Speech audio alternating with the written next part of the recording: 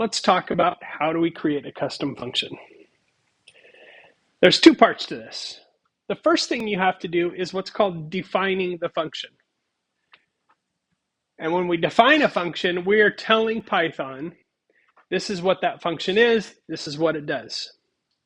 When we call the function, that's when we're actually using the function in our code. So there's two parts. We create it, and then we use it later. When we define a function, it looks like that top part where it says def, and then we give it a function name. The function name follows rules that are very similar to variable names in Python. I prefer to use camel case for those, where the first part is lowercase and then each subsequent word in that function is uppercase. You can't put spaces inside your function name. But a function name should say what that function does. Sort of like how print tells you that it's going to print something. So you want to think about that when you name your function. Don't just name it function 1, function 2, function 3, because you're bound to confuse yourself later. But if you name your functions in meaningful ways, then it allows you to do something useful with that later, and you know what you're doing. Inside the function, we define what are called parameters. Parameters are how we get information into a function. Because a function is its own little universe when it comes to variables. So to get information into a function, we use parameters. Parameters define the parking spaces for the data we're going to give that function. Later, when we call the function, we give it arguments. Those are the cars that park in those parking spaces. So we define parking spaces.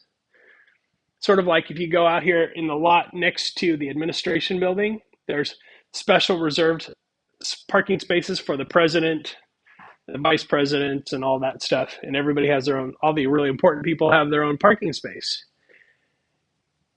The parking space just defines who can park there.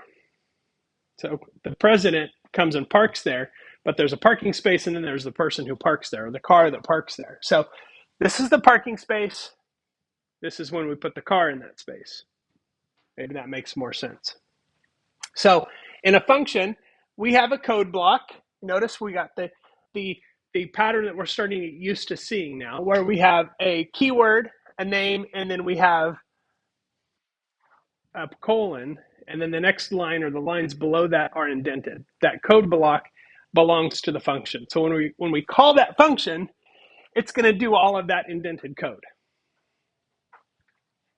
Here's an example, right? Let's say I've got this big elaborate user interface that I want to use, but I don't want to, every time I use it, I want my code to do this little welcome message or heading. I don't want to repeat those print lines all over again. So if I define that as a function, then when I call the function, and notice there are no arguments or parameters there. When I call the function, it's just going to do those lines of code when I do this. So let's take this over. And you can do something simpler in your code if you want to test this out. But the rules are the same. The rules are the same. I have to have at least one indented line of executable code beneath that definition. So if I have all of this,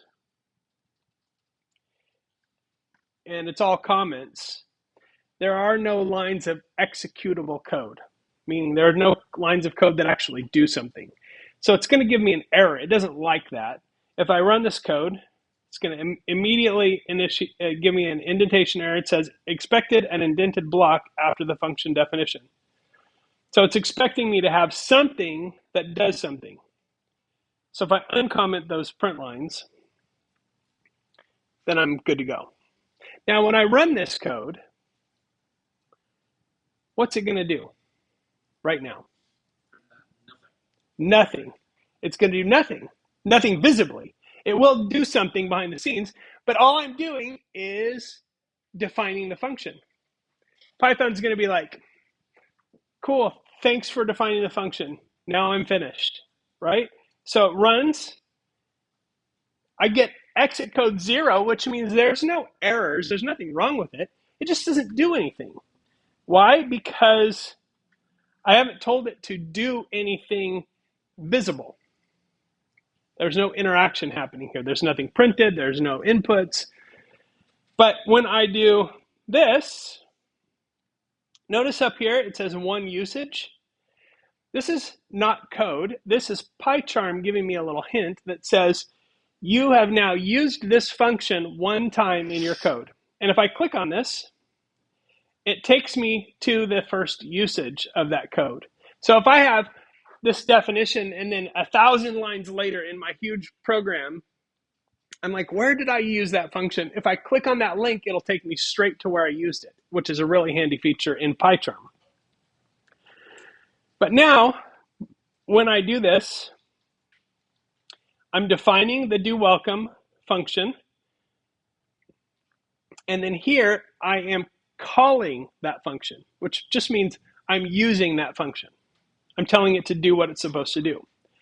So now, when I call that function, it will print out that interface. Now, if I happen to have this, notice it says 2 usages now because I've called that twice. What is this going to do for me?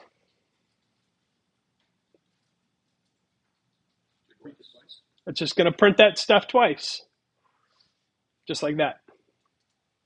I don't know why I would want to do that, but I can, which is the important thing. So now this function is defined. It's something I can use in my program. It's something I could use in other programs if I wanted to. But anywhere in my program where I have it do that, it's going to print that. So that is what a regular function looks like with no parameters, but just does something.